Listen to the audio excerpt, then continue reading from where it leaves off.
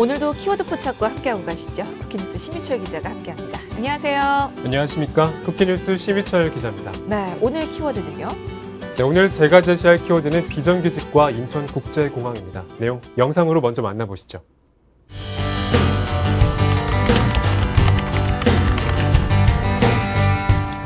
와갖고 뭐 기자회견에 하고 그럴 때만 숨으라 그러고 그랬어요.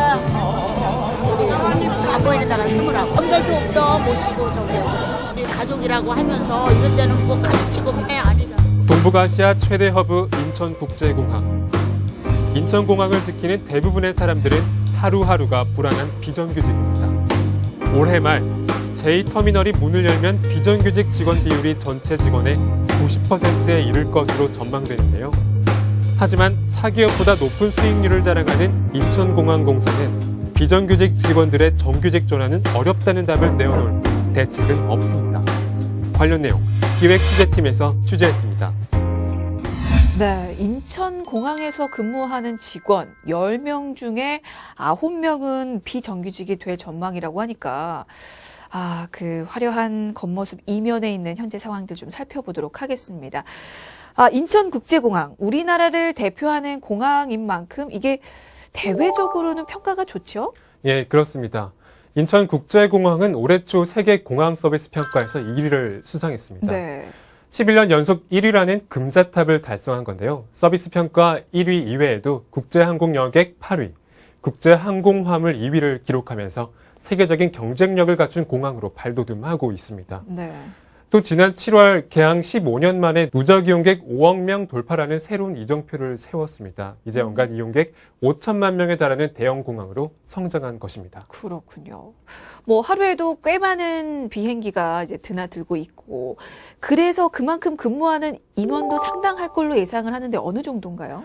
네, 인천공항에 드나드는 비행기는 하루에 약 1,000편여 정도 됩니다. 네. 하루에 또 현재 8천여 명의 인원이 근무하고 있는 상태입니다. 그 중에 비정규직 비중이 어느 정도 되나요?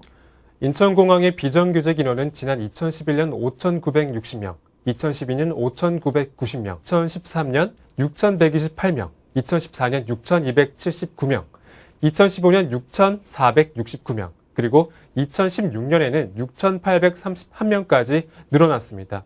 그런데 정규직 노동자는 1,200여 명 뿐입니다. 네.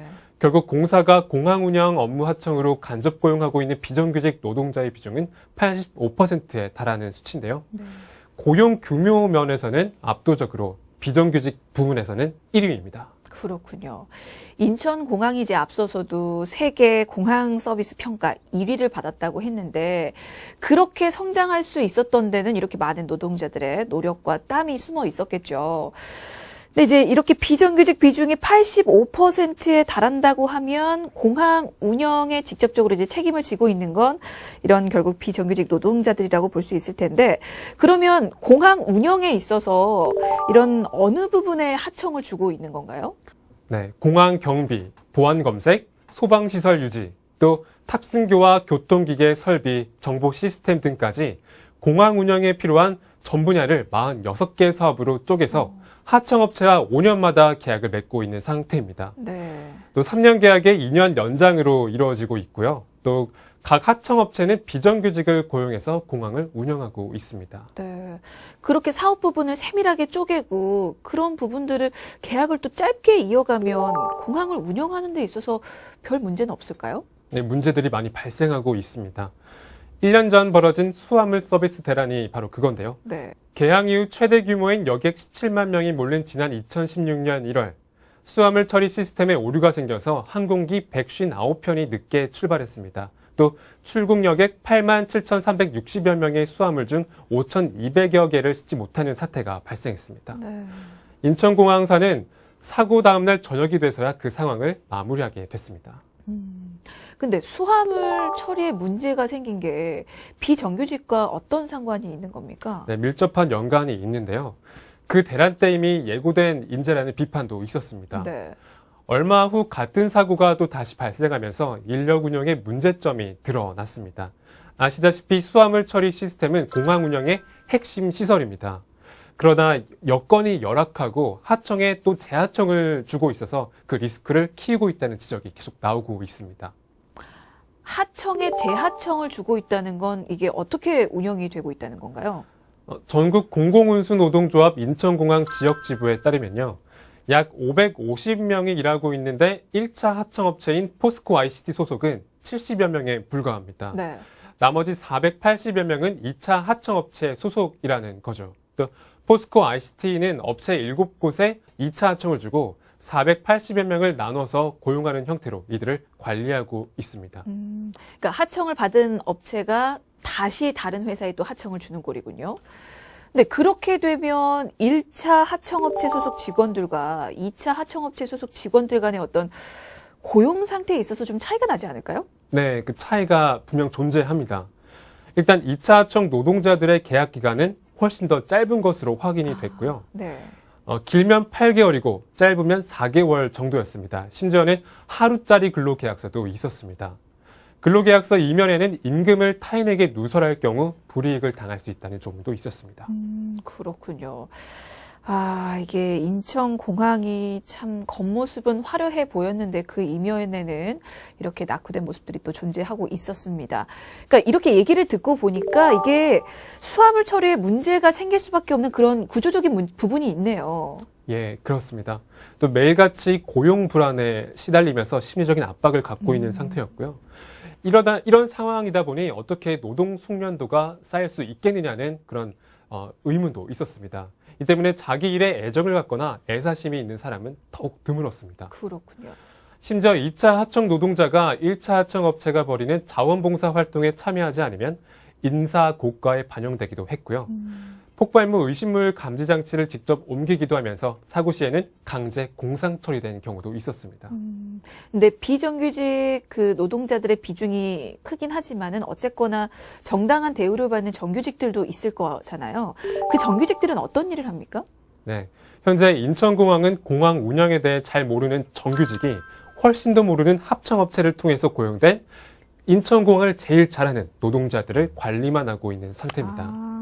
그건 결국 공항공사도 비정규직 노동자를 관리하고 있는 데 있어서 비용을 이중으로 낭비하고 있는 건데요.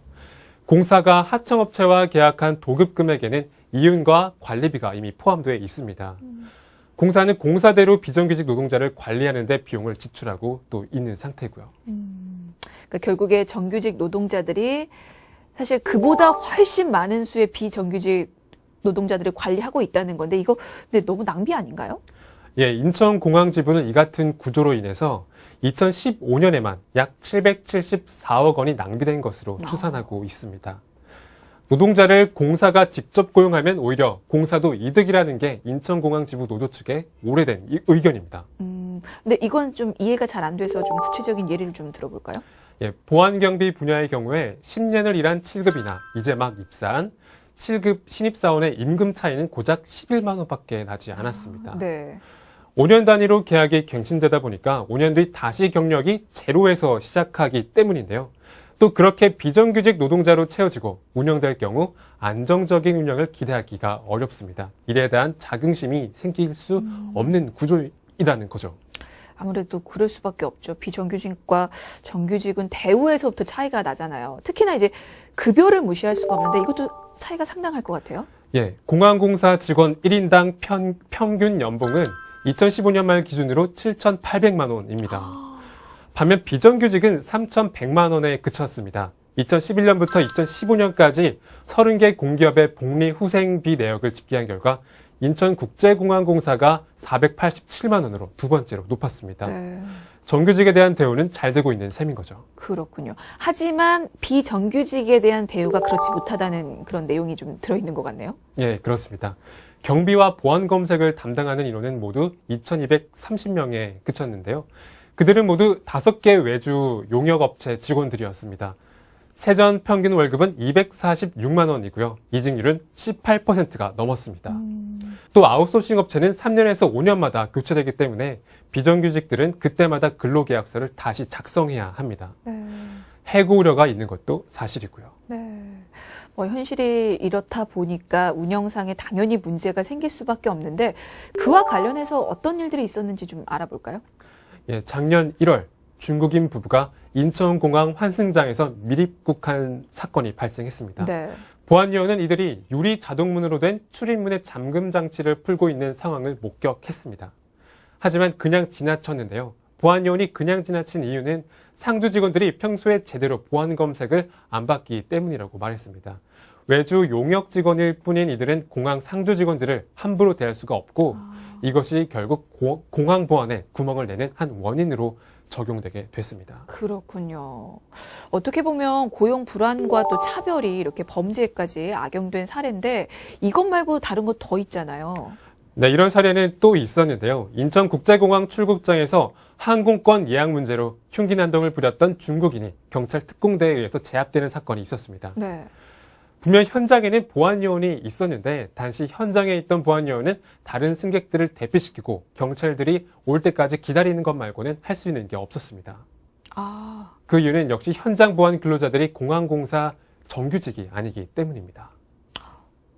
이건 좀 의외인데요. 공항에서 그렇게 난동을 부리는 외국인이 있어도 이게 보안을 담당하는 비정규직 근로자에게는 그런 일을 할 수 있는 권한이 없다라는 얘기인가요? 네, 인천국제공항 비정규직 보안요원들은 특수경비원 신분으로 고용이 되고 있고요. 네. 그 때문에 특수경비원은 특수경비원법에 따라 국가 중요 시설을 경비하고 도난과 화재 등 위험 발생을 방지하는 업무를 수행하고 있습니다. 사실 불특정 다수의 사람이 오가는 공항은 그 특성상 테러 위험이 굉장히 높기 때문인데요. 보안요원 역시 제한적 불심 검문과 보호조치 등의 권한이 필요합니다. 하지만 2014년 이후 보안요원 채용이 협력업체를 통한 아웃소싱 형태로 전환되면서 권한이 제한되기 시작했습니다. 그렇군요. 이제 단순직이면 좀 이해가 되는데 사실 이렇게 보안요원 같은 경우는 임무도 막중하고 또 권한을 행사해야 할 그런 상황도 좀 많을 것 같은데 왜 정규직으로 채용해서 그런 권한을 주지 않는지가 궁금합니다. 이게 왜 비정규직으로 고용을 하는 건가요? 네, 공사 측은 이 보안요원들이 특별한 전문성이 필요하지 않다는 이유로 비정규직으로 채용하고 있었습니다. 하지만 그 주장을 쉽게 납득하기 힘든데요. 그건 보안요원들의 까다로운 근무 자격 때문입니다. 아, 보안요원들은 이게 비정규직이지만 근무 요건은 또 까다롭군요. 예. 공항은 국가보안 건물 중 최상급을 의미하는 가급 시설입니다. 그리고 국가 중요 시설에서 근무하는 특수경비원은 근무를 위해서 가급 시설에 맞는 전문 교육을 이수해야 합니다. 매달 한 번씩 기본적인 순찰이나 폭발물 탐지 및 수색 등의 교육을 받고 있고요. 네. 특히 상하반기에 각각 한 차례씩 사격 훈련도 필수적으로 받아야 합니다. 해당 교육을 받지 않으면 자격 미달로 근무 자격이 박탈돼서 더 이상 근무할 수 없게 되기도 합니다. 뭐 제대로 된 권한도 주지도 않고 대우도 잘 안 해주면서 바라는 것 같네요. 예, 실제로 보안요원으로 근무하는 비정규직들은 국가 핵심 기관을 지킨다는 사명을 갖고 일을 시작했지만 현실은 그와 달랐다고 말하고 있습니다. 특수경비원이 가진 권한이 거의 없는데 간접 고용주인 공항 측으로부터 감봉, 정직 등 직접적인 간섭을 받기 때문에 심리적 압박이 크다고 말했습니다. 네. 뭐 충분히 이해는 갑니다. 이렇게 뭐 문제가 많으니까 인천 공항에서 벌어지는 수화물 대란도 어떻게 보면 고용 불안이 야기한 인재라고 생각할 수도 있을 것 같아요. 네, 비정규직 6,800명 중 조합원은 2,500여 명 정도입니다. 노조 없는 사업장의 노동자들이 어떤 처우를 받고 있는지 아무도 모르는 거죠. 또 노조가 있을 경우 단체 행동을 하더라도 절차에 따라 진행되고요. 또 타협할 여지가 있는 합법적인 공간도 있습니다. 하지만 노조가 없을 때는 급격하고 격렬하게 그런 협상들이 진행될 가능성이 높습니다. 만약에 그런 사고가 또 일어날 것을 이제 막으려면 아무래도 노동자들의 뭐 처우라든지 상황부터 좀 개선을 해야 되는 게 아닌가 싶은데 어떻게 해야 될까요? 네, 공항 산업은 사람을 대하는 서비스 산업인 만큼 노동자들의 고용 불안을 방치한 채 안정적인 운영을 기대하기는 어렵습니다. 네. 일단 최소한 2차 하청을 없애고 1차 하청에 국한해야 하고요. 또 근본적으로는 공사가 직접 고용을 해야 합니다. 맞는 얘기인 것 같아요. 이게 사실 이런 반복적인 문제 해결을 위해서는 당사자들이 좀 나서줘야 되는 거잖아요. 그러면 인천공항공사 입장은 어떤지도 궁금해요.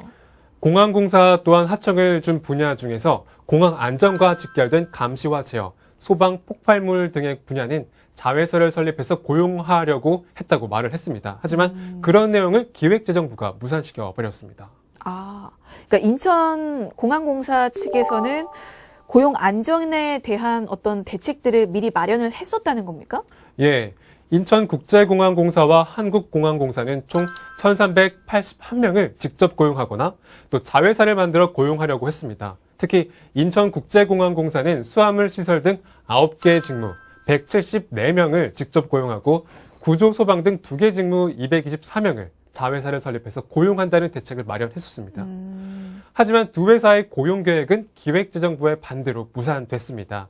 민간이 잘 운영해온 분야이고 또 이미 수행 중인 기능이므로 현재대로 아웃소싱 기조를 유지하는 것이 타당하다는 결론을 내렸기 때문입니다. 어쨌거나 해보려는 시도는 했었는데 정부 부처가 가로막아서 못하게 됐다라는 이유였습니다.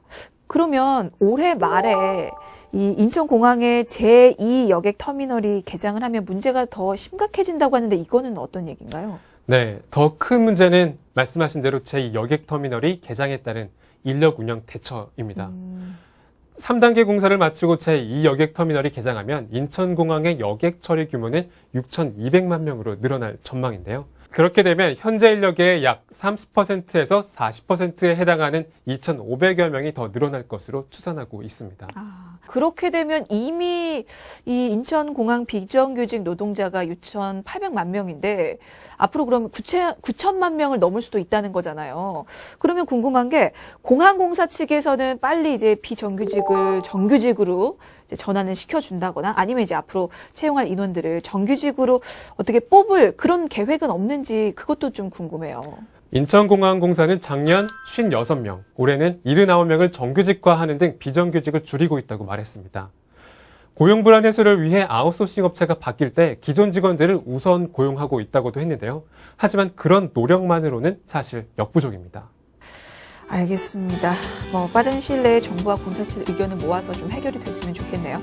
자, 오늘 키워드 포착은 여기까지 듣겠습니다. 지금까지 쿠키뉴스 심희철 기자였습니다. 고맙습니다. 감사합니다.